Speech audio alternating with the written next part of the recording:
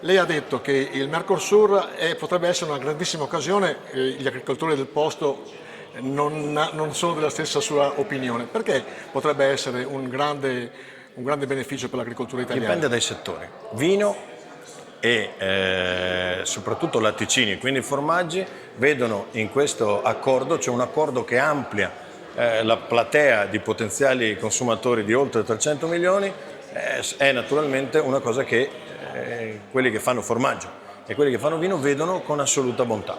Il Mercosur, da com'era all'inizio, è cambiato molto, è cambiato grazie all'intervento del governo italiano. C'è la reciprocità, c'è soprattutto la soglia al di sotto della quale suona un campanello sull'abbattimento dei prezzi, però c'è la consapevolezza che la nostra bravura è quella di fare qualità e aggredire nuovi mercati.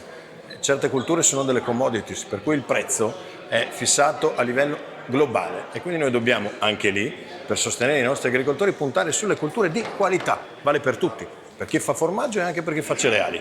Ecco, però ciò nonostante, 5 anni fa un ettaro di terra di questo territorio faceva più o meno 70 quintali, adesso è arrivata a 100 quintali, anche 110. Ciò nonostante gli agricoltori lamentano di non guadagnare. Dov'è il ganglio, il Il problema? ganglio è intanto sui costi di produzione e lì abbiamo lavorato parecchio. Pensate solo all'agrovoltaico, quello ai pannelli solari sui tetti. È stimato che a fronte di un investimento statale e nazionale con il quale abbiamo sostenuto le aziende di oltre 3 miliardi, c'è un risparmio per gli agricoltori di 11 miliardi nei prossimi 8 anni, a dimostrazione che sui costi abbiamo lavorato. Dopodiché, ripeto, per spuntare prezzi migliori bisogna lavorare sulla qualità, sulla filiera e sul chiudere accordi con le nostre aziende di trasformazione. Anche a questo sono serviti gli accordi di filiera che abbiamo finanziato abbondantemente con il PRR, ma anche prima.